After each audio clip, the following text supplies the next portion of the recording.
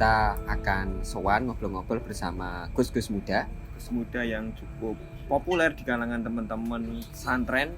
Ada Gus Rifkil Muslim dan Gus Abdi Tawab. Kita akan ngobrolin tentang mudik tradisi yang mengasihi. Bagaimana itu? Dan kita akan mencoba mengulik mudik sebagai sebuah peristiwa, tidak hanya peristiwa sosial tapi juga peristiwa-peristiwa yang mengingatkan kita pada kesadaran-kesadaran yang mendalam. Gus Rifki juga saya pikir berkiprah di masyarakat, sering melihat fenomena-fenomena yang muncul terkait tradisi mudik. Kira-kira seperti apa memaknainya mudik itu? Nanti kita mulai dari Gus Rifki terus dilanjut ke Gus Abdi. Mungkin itu prolognya dan saya pikir langsung saja waktu dan tempat saya persilakan monggo Gus Rifki untuk mengawali diskusi malam hari ini. Atur nuwun. Assalamualaikum warahmatullahi wabarakatuh. Enggak perlu resmi banget ya. Okay. Jadi langsung ke pokok permasalahan. Jadi apa sih mudik? Ini kalimat yang tidak asing di telinga kita. Dari kecil itu mudik. Ya meskipun saya baru tahu ini mungkin baru setahun ini ya. Iya, karena kebetulan orang tua saya itu penggo. Ya. Jadi tidak pernah mudik ya. Jadi kalau sekarang kebetulan istri saya luar kota dan luar provinsi, jadi saya sudah tahu apa itu mudik. Yang tadi dijelaskan adalah mulih dilik. Nah, sebenarnya mudik ini sebuah fenomena yang terjadi di Indonesia yang kaitannya meskipun tadi kita akan mencoba mengupas selain tradisi saja, ternyata itu memang ada dari sudut pandang tradisi maupun keagamaan. Bahwasanya dalam literatur yang kita baca, Rasulullah SAW pun ketika setelah beliau hijrah ke Madinah, tiap kali beliau lewat, yang dimana lewat arah itu ada kota Makkah, beliau pasti menengok dan melihat ke arah Makkah. Ini menandakan apa? Bahwasanya secara sudut pandang ilmu sosiologi maupun antropologi yang disebut primordialisme. Primordialisme adalah apa? Sebuah kecintaan terhadap daerah asal. Ini Rasulullah pun melakukan hal itu. Ya, karena ada beberapa hal waktu itu memang ada embargo, tidak boleh hijrah dan sebagainya, dan kemudian ngapain juga di Makkah orang makom dari kuburan dari orang tua beliau juga tidak di Makkah gitu. Nah, sedangkan yang terjadi di masyarakat adalah mudik ini peristiwa tahunan. Biasanya menjelang Lebaran, ya, pulang kampung. Dengan tujuan apa? Kalau masih ada saudaranya yang masih hidup, ya bertemu saudara dari kampung. Kalau sudah tidak ada, ya ziarah ke makam leluhur. Nah, ini fenomena yang terjadi tapi orang belum mengetahui maksud dan tujuannya apa. Lebih ke gengsi, kayak tiap tahun harus mudik nih, kalau setahun aku gak mudik tuh kayak gak keren gitu ya. Terus kalau mudik misalkan yang terjadi juga misalkan di kota, taruhlah kita sebut Jakarta gitu kan, kebanyakan dari Jakarta yang bilang mau mudik kemana, ke Jawa. Memangnya Jakarta bukan Pulau Jawa ya.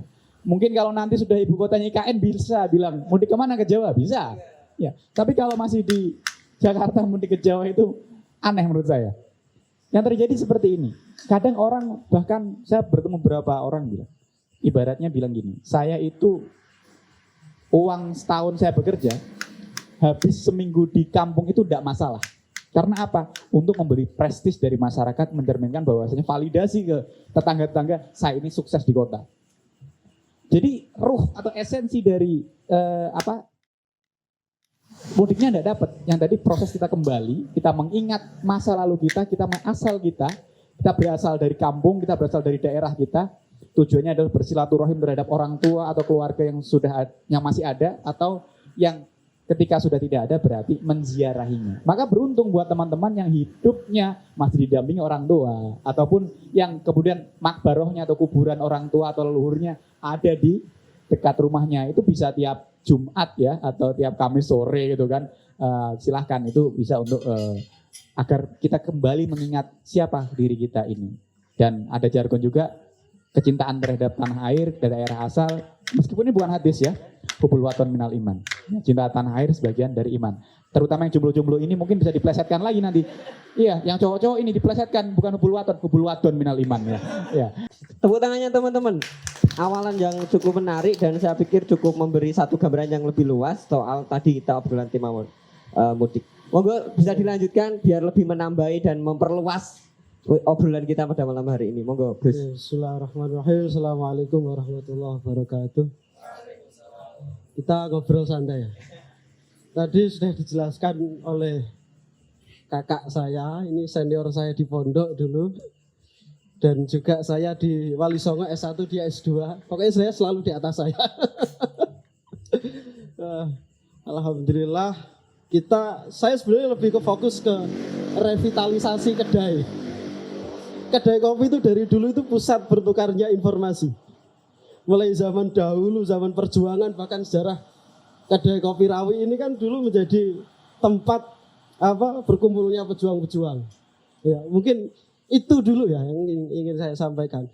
Kalau perihal mudik, semua orang mengamini bahwa rumah atau kampung halaman itu adalah titik nol dari kehidupan siapapun. Dan siapapun yang menghilangkan titik nol itu seperti halnya pohon yang kehilangan akar. Setinggi apapun pohon, kalau sampai dia tidak peduli dengan akar yang di bawah sudah mulai gropos, dia juga tidak akan bertahan lama di atas. Kalau orang ada masalah apapun, dia akan kembali pulang ke rumah.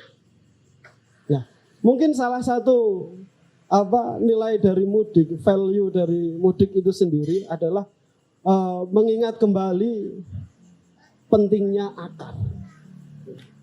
Pentingnya akar kehidupan kita itu ya di kampung halaman kita, di rumah kita. Dan bahkan salah satu bentuk berterima kasih pada orang tua, pada lingkungan di mana kita dilahirkan, dibesarkan. Ini bentuk rasa syukur. Itu aslinya mudik yang baik. Akan tetapi fenomena-fenomena yang ada itu menjadi mengurangi nilai kebaikan mudik itu. Kalau saya ngutip dari kitab Al-Hikam Al-Haddadiyah, itu menarik, ada begini. Al-adah idza rosahat nafahat kebiasaan ketika itu dijalankan terus menerus maka akan nasah, akan menghapus kebiasaan yang lama. Mudik yang dulunya baik seperti itu untuk mengingat lagi asal, mengisi lagi energi positif kita, kenapa kita harus merantau, kenapa kita harus pergi dari kampung, mengingatkan kembali, merecall memori itu. Kenapa saya harus pergi ke Jakarta, kenapa saya harus pergi ke Jogja atau di Semarang dan lain-lain. Itu untuk merecall memori itu. Oh, karena saya di rumah ada keluarga, ada adik, ada bapak, ada ini. Itu salah satu nilai mudik itu merecall memori. Kenapa kita harus pergi? Jangan lupa pulang. Kalau kata lagu tadi gimana? Pergilah jauh, jangan lupa pulang. Memang kita nggak bisa, nggak boleh lupa untuk pulang. Tubuh jasad kita, roh kita juga ada kalanya pulang. Kalau istilah orang Jawa itu sangkan paraning dumadi. Ojo sampai lali sangkan paraning dumadi. Dari mana sangkan? Dari mana dumadi? Dari Allah. Kalau dalam Al-Qur'annya gimana itu? Faidza sawaitu terus kemudian gimana? Wa nafakhtu bihi min ruhi. Ketika Allah sudah selesai membentuk jasadnya Nabi Adam, kemudian Allah meniupnya dengan ruhnya Allah. Roh Bani Adam ini semua dari Allah. Jasad akan kembali ke tanah, nafas akan kembali ke angkasa, dan ruh akan kembali ke Allah. Nilai yang lebih dalam dari mudik itu sebenarnya seperti itu. Jangan sampai lupa pulang. Orang yang lupa pulang nanti seperti maling kundang. Ya, kenapa bisa seperti itu? Karena meninggalkan yang namanya kewajiban syukur. Syukur itu apa? Terima kasih. Terima kasih yang paling dasar, belajar syukur itu kalau Imam Ghazali, itu bab akhir. Ya. Ada banyak bab-bab thariqahnya Imam Ghazali.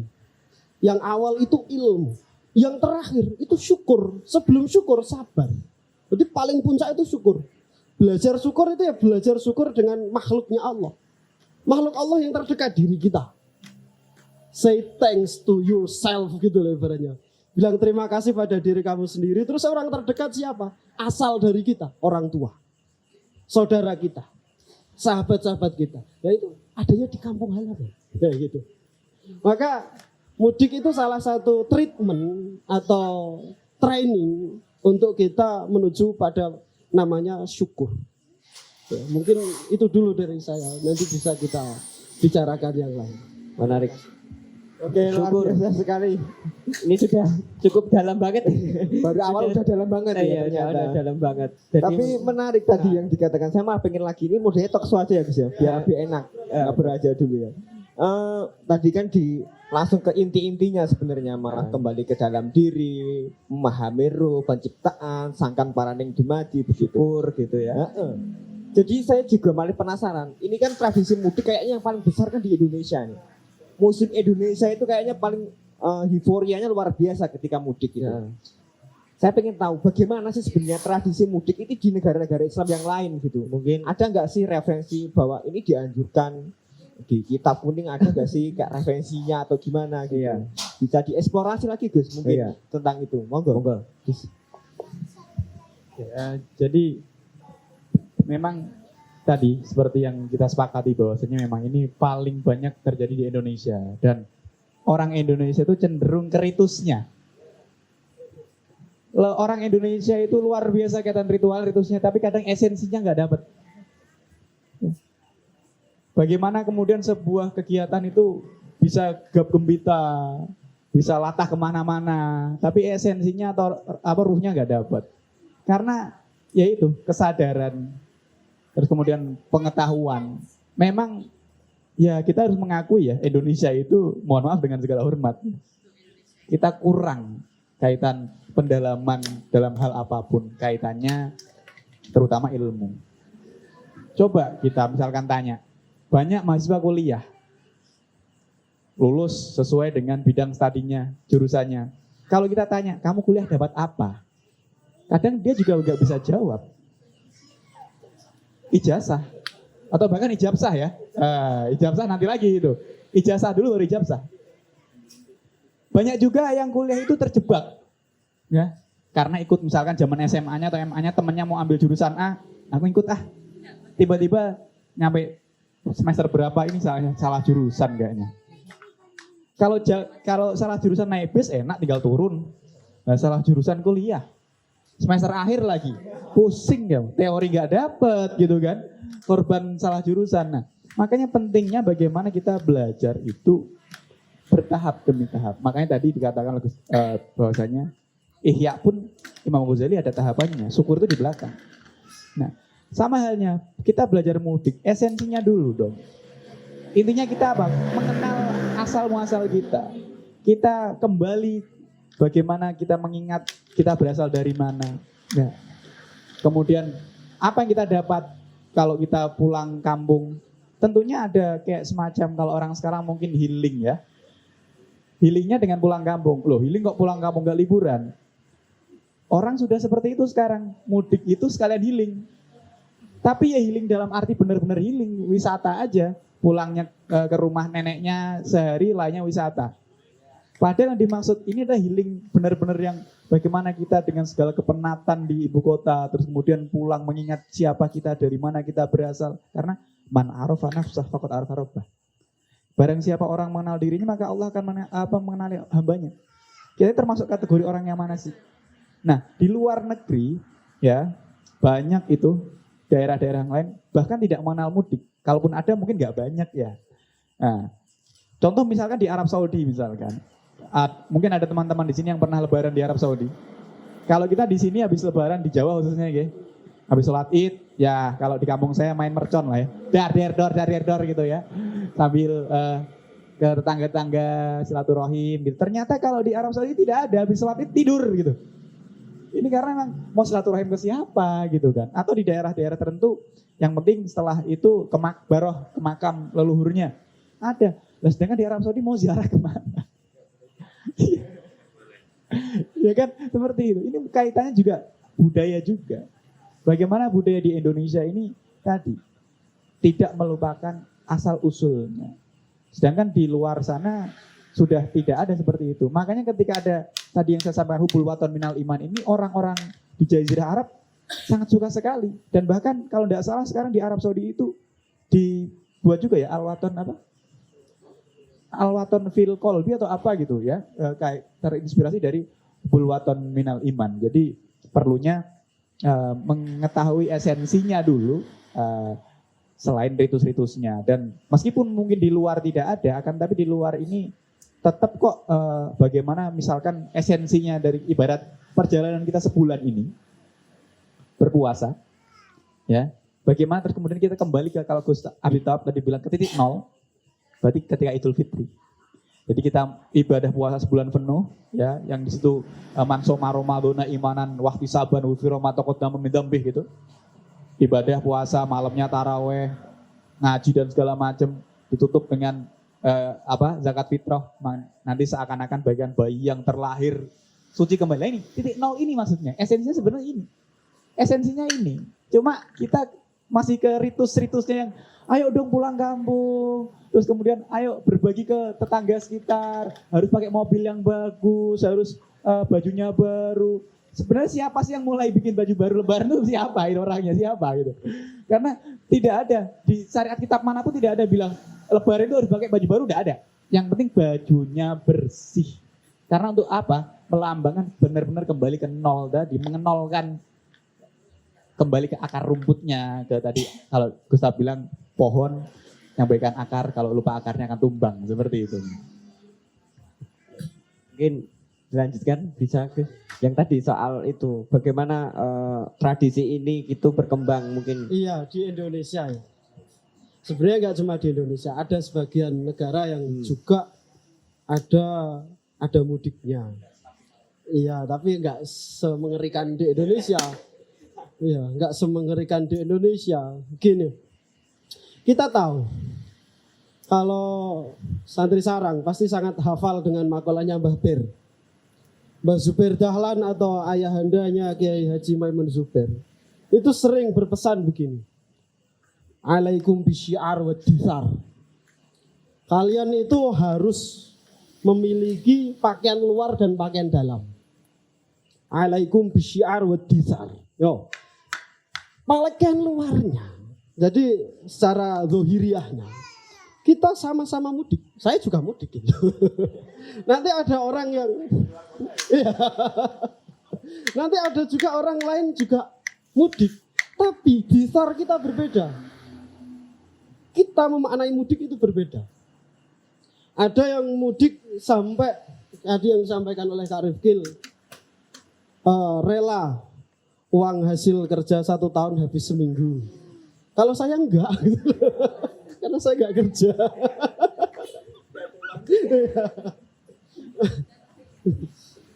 Tapi lebih ke gini, orang dalam pemaknaan mudik orang pasti nafsi-nafsi, nggak ada yang mau disalahkan tentang adat mudik dari keluarganya. Sebelum kita meluas ke masyarakat Jawa dan lain-lain, mudik saya katakan bermula pada adat keluarga. Orang yang tidak memiliki keterikatan dengan keluarga dengan erat, pasti akan biasa saja mudik, enggan bahkan mudik. Enggak mudik enggak masalah, saya sudah biasa dirantau dan lain-lain. Atau mungkin hubungannya dengan orang tuanya kurang baik, kalau enggak dijemput enggak pulang bahkan. Ya. Karena tadi itu, antara titik dia saat itu dengan titik nol itu teramat jauh. Ada faktor X yang menjadikan dia jauh dengan titik nol. Lalu dari pribadi saja tentang mudik itu aja kita susah untuk menyimpulkan, apalagi menanggapi fenomena mudik di Indonesia. Uang Indonesia itu unik. Uniknya gimana? Dulu negara yang dikuasai oleh Islam, negara Islam, pasti bahasa Arab. Pasti. Dulu. Indonesia enggak. Padahal mayoritas Islam. Ya, kalian bilang apa? Damaskus. Bilang apa? Bizantium. Dulu apa bahasa Arab? Enggak. Tapi setelah kemasukan Islam bahasa Arab. Di Syam. Apakah dulu bahasa Arab? Enggak. Tapi setelah kemasukan Islam bahasa Arab. Terus Egypt, Kipti kalau bahasa kitabnya, Turki. Apakah dulu bahasa Arab? Enggak. Dia bangsa Kipti, punya bahasa sendiri. Kemasukan Islam bahasa Arab.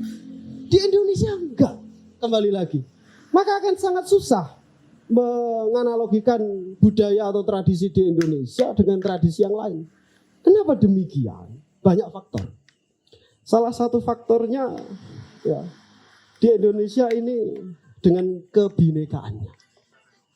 Jadi mungkin saya, Anda semua ini di dalam diri kita itu mengalir darah dari berbagai bangsa.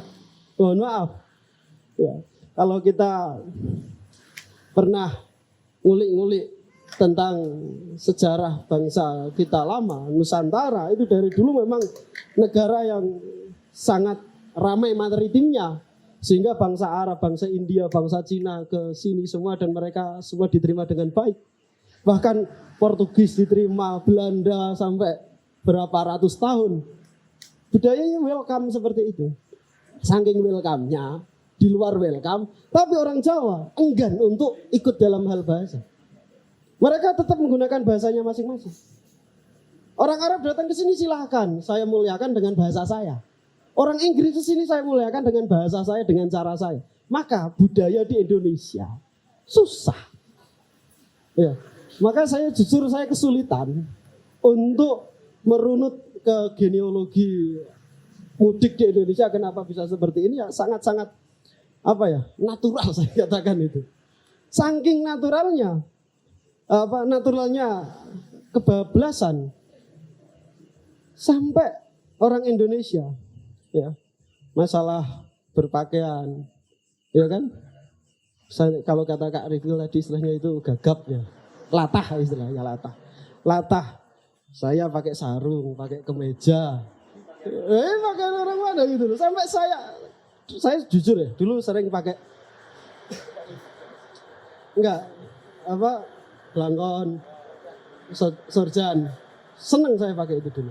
Tapi lihat orang sekitar saya kok aneh, kok aneh. Ya udah, saya ngikuti yang sekarang saja, perkembangan. Kalau kata Mbah Mun, pesannya harus mengikuti perkembangan zaman, harus.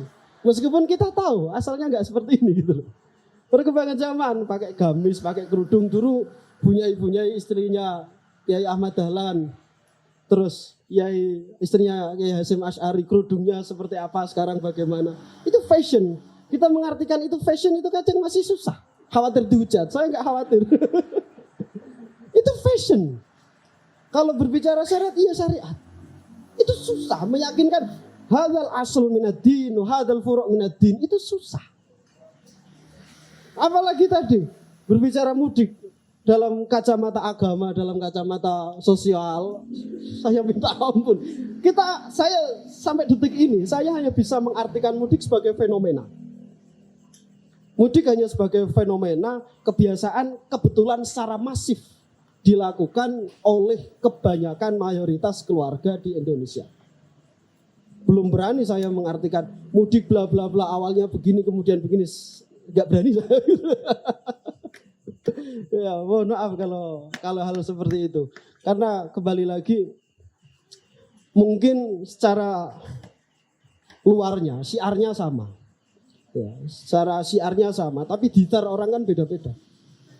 Pemaknaan secara dalamnya orang kan berbeda-beda. Ada yang kalau di Pantura, jor-joran, mudik itu all out. Ya, dangdutan. Bani apa, ya loh, serius. Itu juga gara-gara orang mudik yang dari Jakarta bawa budaya ke desa, ke kampung. Maka jangan heran di Pati itu banyak, ada Las Vegasnya. Member VIP gitu. Ya jadi ada plus minusnya mudik. Ada hal-hal yang tidak diketahui oleh orang kampung, dibawa dari Jakarta atau dari kota tempat dia merantau, atau mudik dari Italia mungkin bawa spaghetti, satu kampung perut sakit karena nggak cocok, kan bisa jadi. Ya.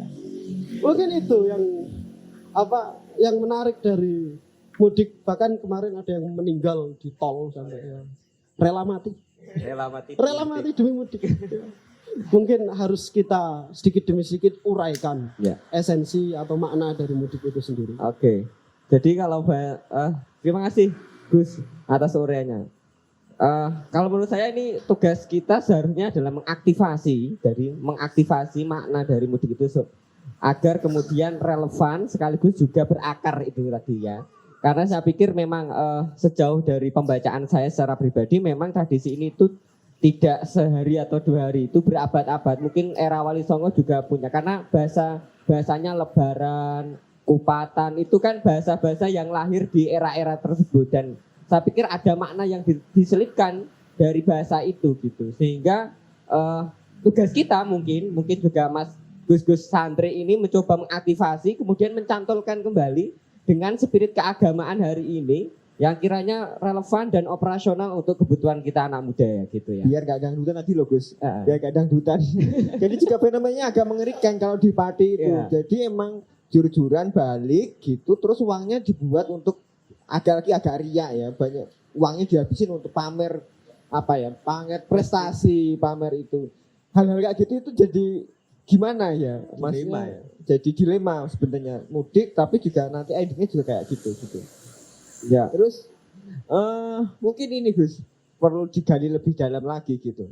Sebenarnya ini kan mudik berkaitan dengan yang fitri gitu, berkaitan dengan lebaran. Nah, kita coba menggali lebih jauh bagaimana sih makna lebaran atau Idul Fitri sendiri sebenarnya secara tradisi pesantren memaknai itu. Mungkin Gus Riki bisa menjelaskan lebih jauh terkait hal itu. Oke, tadi kan jenengan nyinggung lebaran dan kupatan ya. Ini memang kalau kaitan di budaya Jawa dan apalagi Wali Songo, kita beruntung. Menurut saya kita beruntung yang menyebarkan Islam adalah Wali Songo. Coba kalau yang menyebarkan Islam di Indonesia bukan Wali Songo, mungkin sekarang nggak ada Islam. Serius ini. Belum udah teriak, takbir, bahaya ini. Tapi bagaimana Wali Songo ini kemudian secara indah, ya. Kemudian dengan akulturasi budaya, dengan agama sebelumnya, ritus-ritus keagamaan tradisi masih dibawa. Misalkan kayak matang buluh, nyatus, nyewu, tingkep, wamailah balik. Ya. Terus kemudian tadi lebaran, kita fokus ke lebaran. Lebaran ini kan berasal dari lebar, selesai, clear. Maksudnya ini semua kesalahan kita, semua udahlah kita lebar, luber, selesai gitu. Lebur juga. Atau dalam perspektif yang lain, lebaran ini berarti selesai dari berpuasa 30 hari, meskipun kadang 29, nggak mungkin puasa 31 ya. Nah kemudian kupat ini ada perspektif lain mengatakan dari kata ngaku lepat. Jadi yang paling baik adalah apa? Orang yang mengakui kesalahannya dan meminta maaf. Meskipun seumpama ada orang tidak mau memaafkannya, itu sudah gugur kewajibannya. Dan dikatakan di hari Idul Fitri ini semua akan diampuni. Apalagi tadi yang saya sampaikan di depan, ya, man shoma ramadhana imanan wa ihtisaban ghufira ma taqaddama min dambi.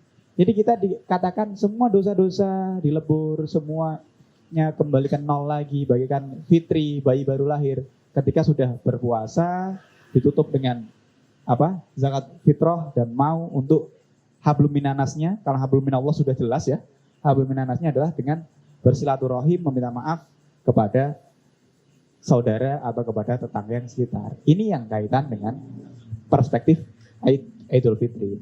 Nah kaitan kembali ke Fitri sudah jelas tadi bahwasanya memang kita dari nol. Ya pas, makanya kadang ada yang teman gitu kan, daripada ini biasanya kan mohon maaf lahir batin bla bla bla bla bla gitu. Kadang ada yang malas gitu, kosong-kosong ya. Boleh nggak sebenarnya bilang kosong-kosong ya?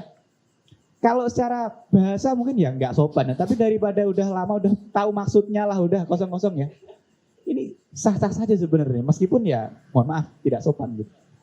Atau kadang temennya belum datang, tak sepuro ngonmu, duluan itu. Kalau saya paling suka gini sebenarnya kalau ketemu orang tua gitu, ya kalau bahasa Jawa gitu.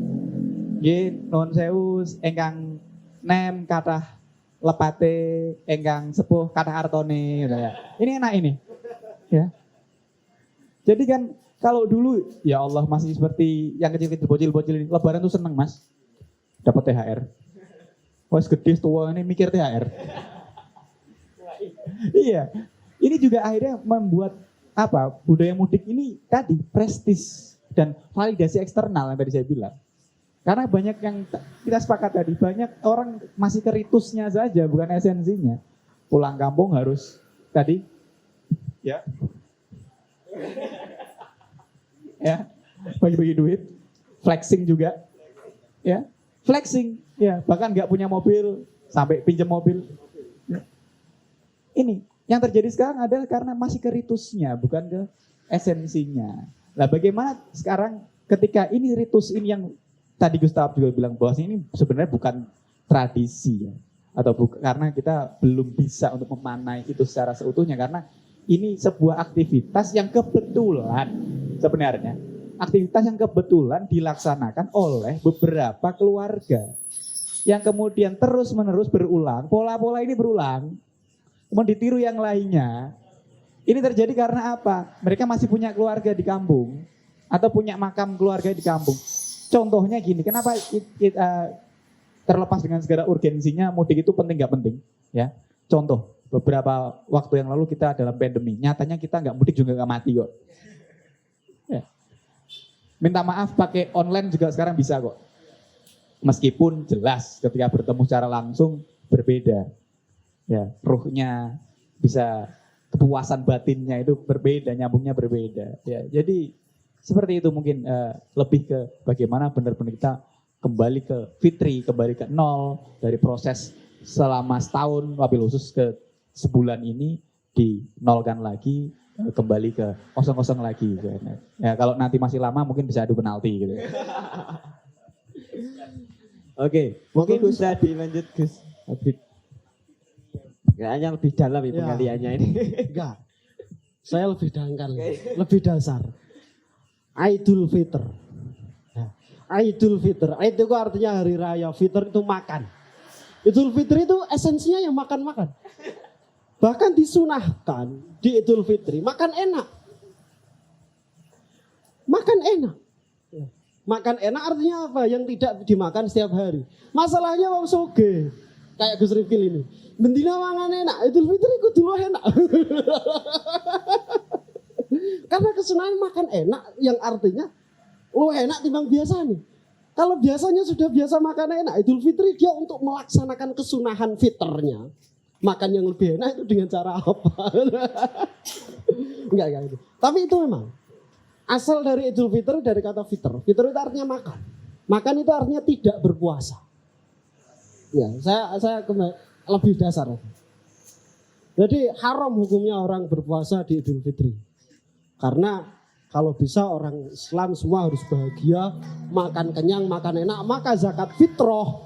Ya. Lalu sedikit ini. Ya. Biar agak seru. Biar apa kayak recall memori zaman musyawarah di pondok ini.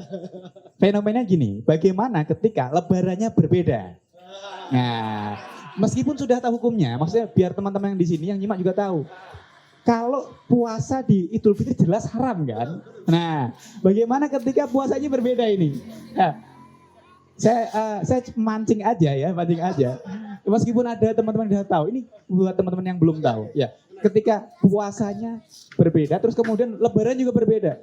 Ini dari sudut pandang yang berpuasa dari Idul Fitri atau yang mukah sehari agar tidak berpuasa di Idul Fitri karena tahu puasa di Idul Fitri itu haram. Monggo. Kebetulan kemarin saya itu sama dengan istrinya Gus Rifkil. Posoan ngajinya Asrarus Shaum. Kitab yang kami baca sama kebetulan. Di situ dijelaskan bahwa perihal puasa-puasa itu ada yang makruh. Kan gitu, ada yang haram. Makruh salah satunya tanggal Yaumul Syak 30 Sya'ban. Ya bahkan mulai tanggal 15 Sya'ban sampai akhir itu kan makruh ya. Kalau salah satu puasa haramnya adalah Idul Fitri, ya, dan ada tetangganya, ya, sudah Lebaran duluan. Bagaimana itu? Sebenarnya kalau kita santri sih nggak masalah ya. Tadi makanya dikatakan Kak Rifkil recall zaman di pondok. Kita nggak masalah. Anak pesantren itu orang yang paling biasa dengan perbedaan pendapat. Satu kelas itu pendapatnya beda. Aku gini, dulu saya selalu di apa ya istilahnya, mohon maaf, ini saya akan keluar pembahasan sebentar. Di kampus itu selalu ditakut-takuti oleh senior. Keluar di dunia masyarakat itu lebih mengerikan daripada dunia kampus. Mohon maaf. Ketika di masyarakat perbedaan hanya A, B, C mentok. Di pondok kita sudah terbiasa dengan perbedaan yang sangat Serius. Saya tuh orangnya dulu di pondok 2 tahun berturut-turut itu berkelahi. Gara-gara serius. Saya orang lempeng garis lurus dulu. Sama teman saya Jember namanya Khotib, saya masih ingat. Sampai musyawarah malam di MGS di Sarang itu berantem. Terakhir sama Gus Madura Ibrahim namanya saya. Itu ada yang misah orang Madura juga. Menarik. Di masyarakat perbedaannya cuma segitu. Kami di pondok banyak perbedaannya. Dan kami semua santai. Setelah musyawarah ngopi bareng santai. Tapi di masyarakat cuma perbedaan cuma saya hari ini puasa, kamu hari ini sudah lebaran kan gitu. Kenapa kita harus bermasalah? Di pondok sudah biasa. Ya, saya akan jawab nggak masalah. Karena kalau dalam kitabnya Imam Ghazali, orang yang mengikuti, taklid, kita semua taklid, ikut. Kenapa? Ada yang mengikuti metode hisab, ada yang mengikuti metode ru'yah. Ya. Ru'yah, bukan kaf tapi pakai hamzah. Ru'yah. Ya, bukan pakai kof juga. Nggak pakai kof, suwuk. Ru'yah itu suwuk. Artinya itu suwuk ya. Ya, ru'yah itu artinya melihat hilal. Ada yang menggunakan metode hisab. Ya saya dulu juga diajari falak, hisab itu saya bisa. Masuk falak 1, 2 dulu saya meskipun remedi. Meskipun saya remedi. Saya masuk dan lulus alhamdulillah. Itu kami juga tahu ilmunya hisab. Terlepas dari itu, kamu mau mengikuti A dengan itu kamu yakini benar. Kebenaran hanya untuk diri sendiri. Kebaikan untuk sesama kan gitu. Tadi yang saya katakan di awal, ada alaikum bisyiar wa dithar. Syiar itu untuk bersama, kebaikan. Tapi kalau kebenaran, masing-masing nafsi-nafsi. Saya yakin besok masih puasa, saya nggak perlu mempermasalahkan Anda yang yakin besok sudah sudah lebaran. Karena kembali lagi ini adalah dithar kami. Ya. Terus satu lagi. Masalah Ahlussunnah wal Jamaah ya, santrinya Bang Ghazali, Imam Ghazali. Imam Ghazali juga mengatakan bagaimana seharusnya kalau ada ulama A mengatakan besok sudah bisa untuk lebaran katakanlah, hilal sudah kelihatan seperti itu. Kalau orang itu sikoh menurutmu dan dia diakui ilmuannya dan kamu meyakini apakah itu cukup sebagai dalil? Kalau dalam kitabnya Imam Ghazali cukup. Meskipun kamu tidak ru'yah secara langsung. Meskipun kita mengikuti yang metode ru'yah, kok kita tidak ru'yah secara langsung, mengikuti orang yang dianggap sikoh. Itu cukup bagi kita sebagai tendensi untuk melakukan ibadah puasa ataupun tidak, Idul Fitri ataupun tidak. Sebenarnya simpel seperti itu. Maka repot itu kalau cuma perbedaan besok puasa, besok lebaran kok sampai gawe tukaran itu kudu di pondok gitu. Maka pondok itu tempat untuk kawah candra di muka yang paling luar biasa menurut saya. Mungkin itu sih untuk menanggapi perbedaan.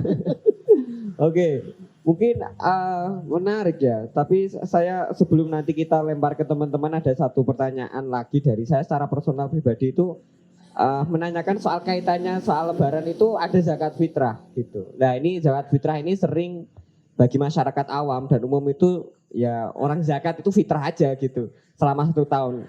Dan selain itu apa sih sebenarnya kaitannya zakat fitrah ini dengan lebaran itu? Selain sebagai sebuah kewajiban itu setiap diri kan berwajib. Bahkan anak baru lahir itu punya kewajiban zakat fitrah. Padahal dia belum puasa. Seperti apa Gus ini bisa menjelaskan ke kita agar kita punya makna yang lebih jauh soal zakat fitrah tersebut. Monggo Gus.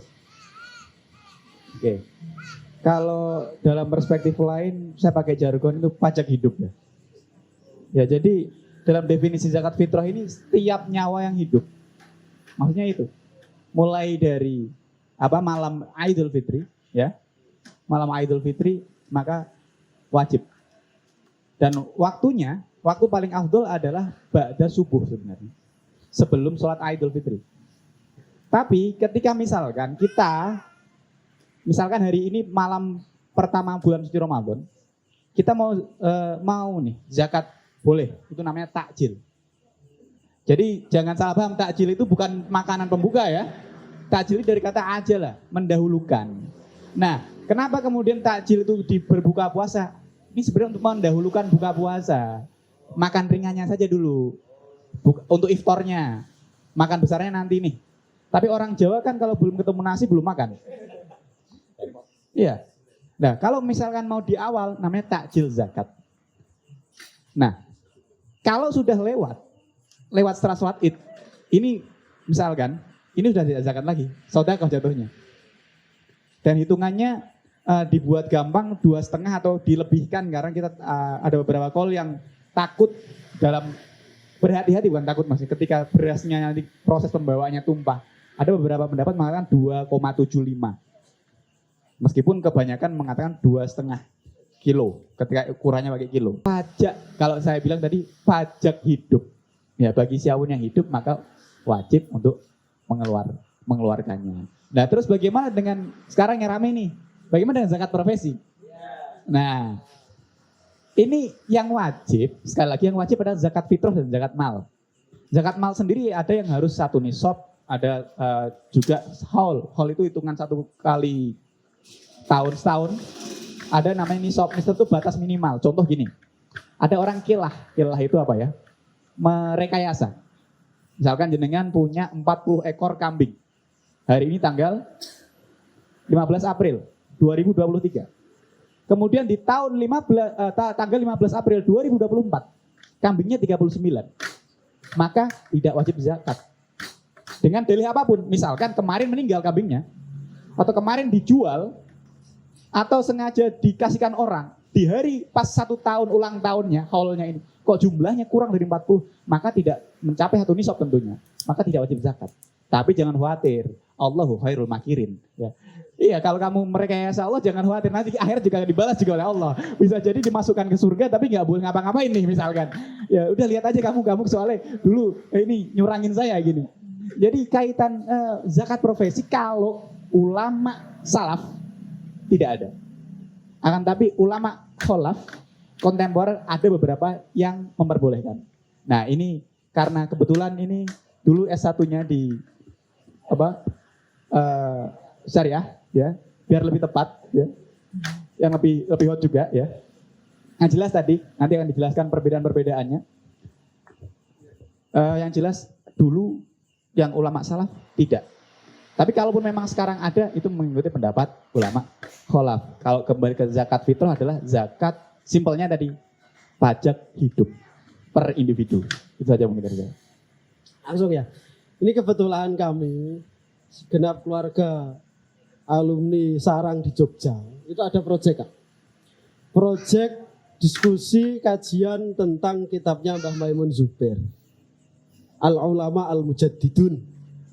Di dalam kitab Al-Ulama Al-Mujaddidun sebenarnya Syekhona Maimun Zubair itu bahas zakat. Menarik, zakat uang, zakat saham. Dibahas oleh Mbah Mun. Mbah Mun itu ngarang itu sudah dulu. Betapa visionernya Mbah Mun. Visioner Mbah Mun sejak dulu menulis kitab itu sudah bahas saham. Yang kita santri masih gontok-gontokan saham halal haram. Kiainya sudah bahas zakatnya. Karena gini, kalau tadi dikatakan apa sih value dari zakat? Ya, kalau Kak Rifkil mengatakan pajak hidup, ya sebenarnya saya ingin mengutip sedikit banget ayat Al-Quran yang wa aqimus sholata wa atuz zakata, terus wa aqridullaha qardhan hasanah. Ya, dari dirikanlah sholat, bayarlah zakat. Sholat zakat hukumnya wajib.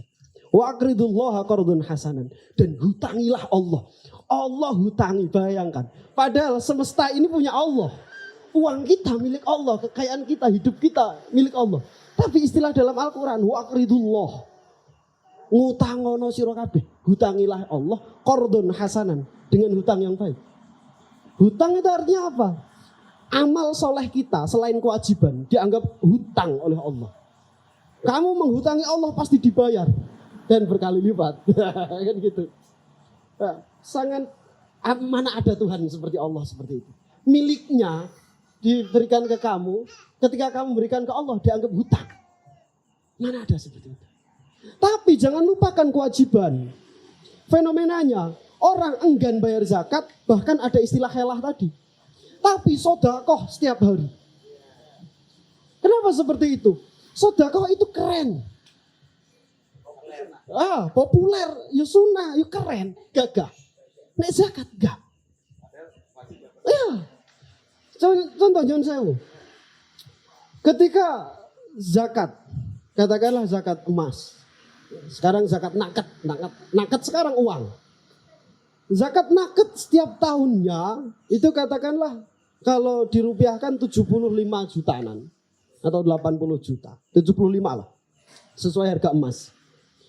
Itu setiap tahunnya hanya mengeluarkan 1.750.000 dari 75 juta. Mau ngetokno 1.750.000 kewajiban. Tapi nyun sewu orang yang memiliki kekayaan segitu, sodakohnya saya yakin lebih dari 1 juta. Lebih dari 2 juta saya yakin selama 1 tahun. Tapi untuk mengeluarkan 1.750.000 itu beratnya minta ampun atas nama zakat. Padahal di situ waqimus shalah atau wa'atuz zakat wa aqridullah. Aqridullah enggak sih. Wajiban loro lo ditunaikan kan gitu. Fitrah juga seperti itu. Esensinya apa sih zakat itu? Dari orang kaya ada ke orang yang tidak mampu. Kok orang yang kaya ini memberikan ke orang yang mampu? Gak ono ceritanya orang Islam miskin. Enggak ada ceritanya orang Islam itu susah. Bahkan anak bayi baru lahir tadi katanya Kak Arifin, itu sudah memiliki pajak. Meskipun pajaknya cuma memberi makan katakanlah, itu sangat berarti. Iya. Karena zaman sekarang itu nyun sewu ya, saya nggak bisa ngelucu. Zaman sekarang gini, orang eng ngarso, orang di depan sekarang itu sibuk-sibuk numpuk bondo. Eng madyo mangan konco, orang yang sedang di tengah-tengah nyirimpungi koncone. Yang di belakang tuturi golek rai. Zaman sekarang seperti itu. Itu sama sekali jauh dari nilai Islam. Nilai Islam itu anak kecil sudah diajari untuk saling membantu. Sudah memiliki kewajiban yang dibebankan oleh orang tuanya. Maka ketika esensi value dari zakat ini relate pada semua muslimin, insya Allah yang izul Islam itu tidak lama lagi. Ini gitu artinya. Izul Islam juga tidak membahayakan kok. Karena pesan Mbah Mun. Gini. Mbah Mun gini. Bahasa Indonesia ini gini. Jadi gini. Ya. Wong Islam ning Indonesia iki kudu dadi simpul. Simpule wong Islam koyo logo NU, ora kerenceng. Artinya bisa menyatukan. Orang Islam di Indonesia ini harus bisa menyatukan. Baik itu Kristen, Katolik, Hindu. Kudu disatukan, diayomi. Kenapa? Rumusnya. Yang kuat yang melindungi. Ya kan? Rumus dasarnya meskipun sekarang sudah digradasi. Mengalami distorsi, penyimpangan arti. Yang mayoritas mengayomi. Jangan kok malah yang mayoritas mempersulit. Ya, persekusi. Ini diskusi saya dengan teman-teman intervensi. Seharusnya kan seperti itu. Maka yang harus kita edukasi itu diri kita sendiri. Maka dalam Jum'ah itu usikum wa nafsi kan gitu. Ini saya juga usikum wa nafsi bitaqwallah gitu. Nah, harus yang lebih mayoritas itu harus lebih mengayomi, yang besar harus lebih melindungi, lebih memberi rasa aman. Teman-teman ya. Ini pesan saya bagi teman-teman kita santri Islam semuanya itu harus besar. Mungkin itu yang kaya ke yang tidak mampu, wajib. Mungkin kekayaannya berupa saham dan lain-lain. Mbah Mun sudah membahas saham dibagi 2 dalam kitab itu. Nanti kalau tertarik kajinya beli kitabnya harganya cuma 6.500 ya. Kitabnya tipis. Al-Ulama Al-Mujaddidun itu. Mbah Mun membahas zakat saham itu. Mungkin itu ya. Oke, Terima kasih. tepuk tangan teman-teman. Tepuk tangan teman-teman, Ini luar biasa sekali. kita dapat satu gambaran yang holistik sebenarnya soal lebaran, soal mudik dan apa-apa yang kemudian menjadi tradisi kita yang memang selama ini kita sering lakukan, tapi kadang kala kita juga nggak tahu ya makna, esensi dan sebenarnya motivasi apa sih kenapa kita harus zakat fitrah gitu ya. Dan itu mungkin umum, dan saya pikir obrolan ini perlu diperbanyak dan diperluas, terutama untuk kalangan kita Mas, atau di kalangan anak muda menengah gitu yang sekarang sudah banyak kaduan karo akare kayak kita kehilangan enggok juga gitu. jarang ngaji ngoten niku hal kayak gini jadi penting gitu. Iya gitu. Lah, oke. Monggo. Kan, mohon maaf, sering terjadi di daerah saya, nggak tahu daerah jenengan ya. Ketika orang bayar zakat, ini kadang ada yang bilang ke panitia zakatnya, entah itu di masjid ataupun intinya siapapun bilang, wajibnya mana? Ini terjadi di masyarakat. Saya pernah ditanya, loh kita udah bayar zakat masih ditanya wajibnya mana? Padahal yang wajib ya beras atau makanan pokok itu. Ternyata dimaksud dari panitia ini atau orang yang menerima zakat ini, wajib ini adalah, mohon maaf dengan segala hormat, semacam kayak tips lah. Nah, akhirnya saya menjelaskan, wajib yang dimaksud di sini adalah sebuah ungkapan sebenarnya dari panitia yang jenengan maksud atau orang yang menerima zakat ini mau minta tips, cuma karena mungkin dulu bahasanya saru ya, mungkin minta tips itu nggak enak, makanya orang dulu mengatakan ya wajibnya gitu, atau makanya perlu diperjelas bahwasanya yang wajib ya makanan pokok itu, berasnya kalau kita mayoritas orang Jawa, dan ada pun sejumlah nominal yang diminta panitia itu kan sifatnya sukarela gitu, dan itu diniatkan sodakoh saja. Kalaupun memang panitia menarif ya monggo, itu sesuai kesepakatan saja. Yang jelas yang menjadi kewajiban adalah makanan pokoknya itu, bukan konotasi tips atau wajib. Dan kalaupun memang ada yang ribet nih nggak mau ngeluarin bayar duit aja, diniatkan dulu untuk tidak langsung ini zakat saya berupa nominalnya, tidak, tapi kalau secara fikih ya, secara globalnya, secara mazhab yang banyak dipakai,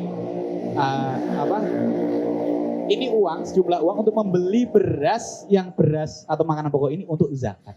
Bukan langsung seketika ini zakatnya berupa nominal, karena beberapa ulama mengatakan langsung cash itu ada yang memperbolehkan dan tidak. Makanya jumhurnya mengatakan nominal ini untuk membeli berasnya. Kalau memang di situ disediakan panitia, makanya ada beberapa panitia yang menyediakan menyediakan ini. Kalau panitianya tahu, panitianya kadang ada panitia yang tidak tahu, terima aja. Jadi saya terima uangnya, tapi ini uang untuk memberi beras ini, dan berasnya ini lebih afdol lagi ketika diserahkan, dan sunnah juga untuk mengadu-adu, dan itu sunnah. Kalaupun tidak bisa ya nanti di global ketika panitia menjamakkan jadwal di ini juga diperbolehkan seperti itu, menambahkan saja. Tambahan yang cukup menarik gitu. Jadi memang banyak fenomena di masyarakat kita ya Gus ya, yang itu kadang emang salah interpretasi kayaknya ya. Banyak tradisi yang sudah berkembang dianggap itu satu hal yang wajib, padahal itu tidak ada dalilnya atau tidak ada sunahnya gitu, sehingga itu jadi tradisi yang seolah-olah mengikat masyarakat gitu.